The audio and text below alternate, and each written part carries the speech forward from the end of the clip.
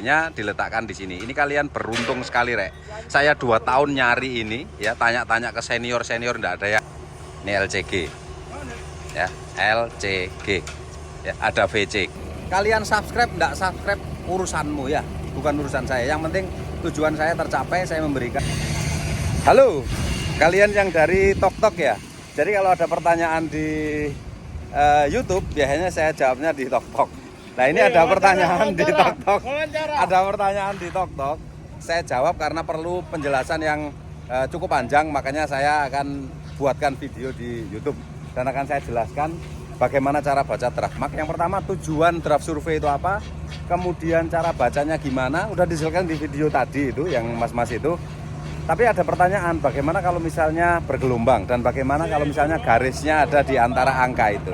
Ya, itu pasti ini selalu komplain kalau saya bikin video gitu. Ya Pak, ya Pak, ya Pak. Ya Pak. Ya wis, oke, kita bahas. Nah, ini tulang-tulang juga sudah di blasting dan di cat primer. Ini plat tipis untuk apa nggak? Untuk perlengkapan ya. Oh, perlengkapan. Nah, ini kayaknya di daerah ruang ABK ya, di bawah ruang ABK. Dia tangki air. Tapi kalau lihat ini, oh iya betul, di tangki air. Tuh. Nah, ini diambil sama Tengkuyung ini. Nah, nanti kita bahas di draft max itu atau yang di belakang sana ya. Sekarang kita ke belakang, saya tunjukkan kita mulai ada pembangunan satu buah tugboat lagi. Tuh. Loh, sudah mulai ternyata, sudah hampir jadi ternyata kapalnya.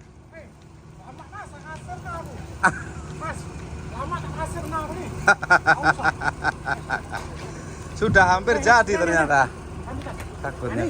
Rambutan dari mana? Bang Man bawa gak? Oh ya wes itu. Pak Ronaldo itu. Kita lihat di bagian belakang. Oh, baru mulai, Rek. Dan ini sudah bisa diundang untuk peletakan lunas ini atau kilaying ya. Tuh, satu buah tugboat sama persis dengan itu RP 2024 itu. Persis. Bedanya cuma nama nanti. Ini namanya RP 2026. Ya, kenapa enggak 2025, Pak? Nanti ada lagi 2025. Ini 2026. Ya.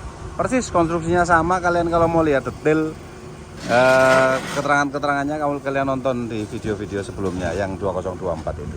Tapi tetap akan saya review terus nanti ini ya. Nah, jadi selain kita ada bangun baru di sini ya tugboat, ini juga sudah siap launching. Perkiraan atau schedule yang saya berikan ke teman-teman itu di akhir Februari sekitar tanggal 2-23 itu air tinggi ya. Dan ini masih ada beberapa pekerjaan yaitu X-ray dan air press ya, air test. Air test nanti kita akan isi tangkinya dengan angin dan kita kasih ketekanan di 0,2 bar. Lalu kita tunggu sekian menit, kalau tidak ada penurunan berarti dia aman. Sebenarnya harusnya disemprot, tapi kita tunggu penurunan dari tekanannya aja. Kalau ada penurunan otomatis bisa dipastikan dia bocor. Ya, oke, sekarang kita akan bahas mengenai pertanyaan di TokTok tadi di belakang.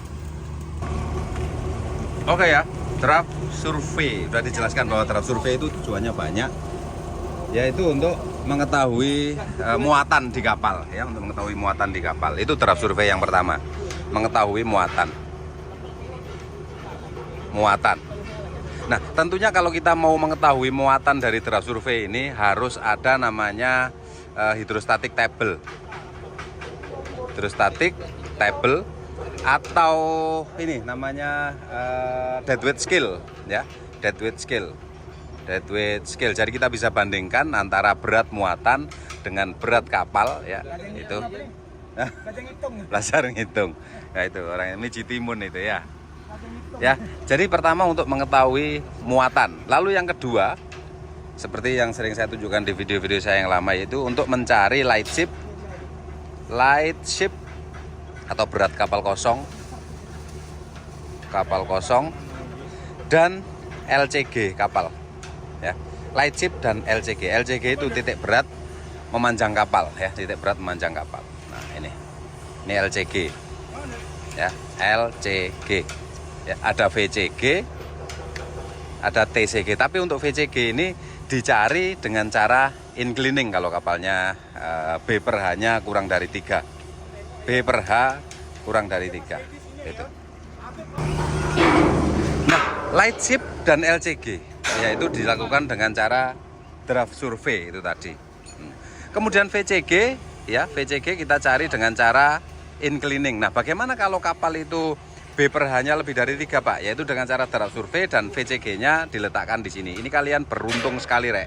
Saya 2 tahun nyari ini ya, tanya-tanya ke senior-senior, enggak ada yang tahu. Akhirnya ketemu di kelas ya, ketemu di kelas di laporan stabilitas orang bahwa VCG kapal dengan B per H lebih dari 3 itu diasumsikan di main deck ya, kecuali yang ada krennya. Jadi misalnya ada tongkang seperti kren bars gitu ya, dia B per H-nya itu lebih dari 3, cuma di atas ada kren ya, maka dia wajib inclining. Udah saya jelaskan kenapa krennya di atas tongkang itu wajib inclining ya, karena berat tongkangnya sendiri bisa melebihi berat kapalnya, kemungkinan kalau tongkangnya dengan SWL yang gede ya. Jadi gitu ya, tujuan draft survei seperti itu. Sekarang kita cek bagaimana cara membaca draft.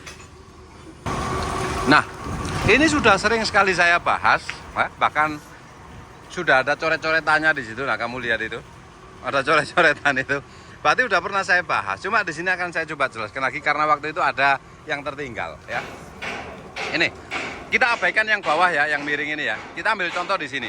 Jadi benar di video itu dijelaskan bahwa tinggi angka dan jarak angka ini adalah 10 cm, 10 cm, 10 cm ya, 10 cm, 10 cm, 10 cm, cm ya, centimeter, centimeter.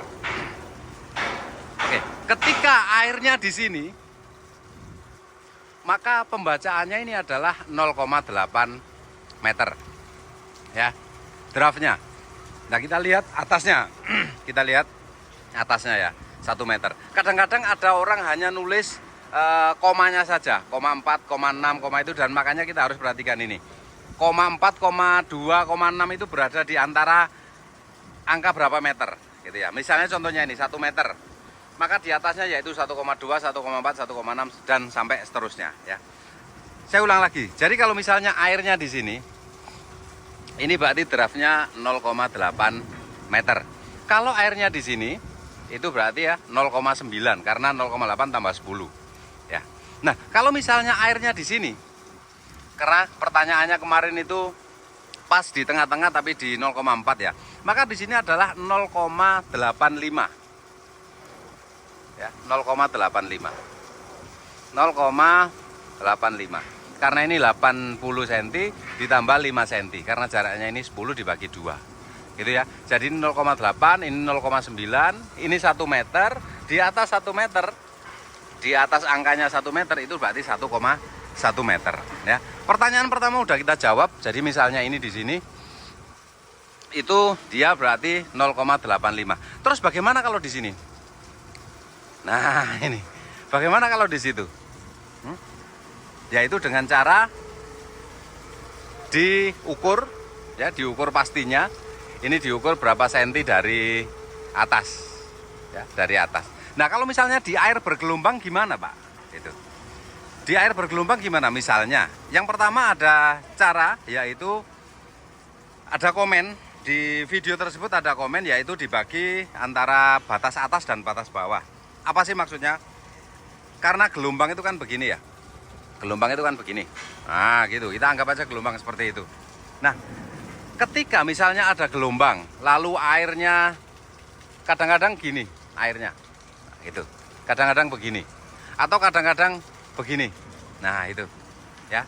Cara bacanya yaitu ada yang berkomentar bahwa ini 0,9 ditambahkan 0,8. Ya, tambah 0,8 dibagi 2, di rata-rata. Itu benar. Benar juga. Jadi diambil rata-rata. Itu kalau misalnya kalian draft surveinya untuk mengetahui muatan. Dan ada selisih 1 mili, 2 mili itu kadang-kadang tidak ada masalah. Atau bahkan 1 senti masih bisa ditoleransi karena muatan sendiri juga ada toleransinya. ya kan nggak harus pas 100%.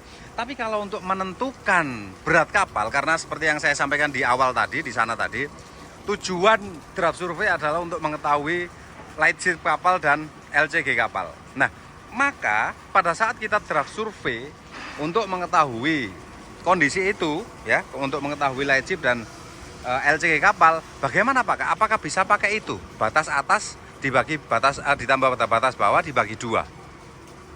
Nah, itu yang akan kita bahas. Tapi sebelum kita bahas, draft survei juga punya aturan ya. Jadi pada saat kita melaksanakan draft survei itu diusahakan semaksimal mungkin kondisi perairan dalam kondisi calm water.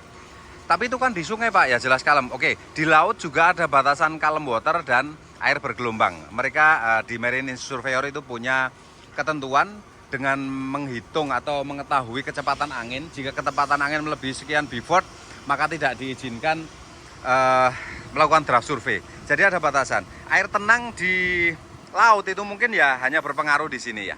Hanya berpengaruh di sekitar ini tadi ya. Misalnya batas tidak sampai melampaui, kalau batas atas dan batas bawahnya misalnya gelombangnya sampai 1,6, ketika dia bawahnya dia 0,8 berarti itu bukan air tenang ya. Jadi air tenang itu ya di sekitar ya 10 cm, 20 cm itu bisa dianggap sebagai air tenang itu di laut ya. Tapi kalau di sungai gini ya benar-benar tenang seperti itu. Jadi bacanya bisa benar-benar akurat. Oke. Nah, kalau misalnya draft survei itu dengan tujuan untuk mengetahui lightship dan LCG kapal, maka saya tidak sarankan menggunakan batas atas dan batas bawah seperti itu ya. Saya sarankan menggunakan pipa. Saya akan bahas di sana karena ini saya agak dongak-dongak karena agak tinggi ya. Saya akan bahas di sini. Nah, di sini aja. Ya.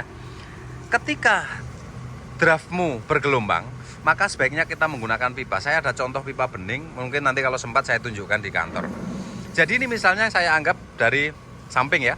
Di sini ada draft mark angkanya. Ada draft mark angkanya. Kemudian airnya bergelombang, ya airnya bergelombang, bergejolak gitu ya. Bergelombang ini.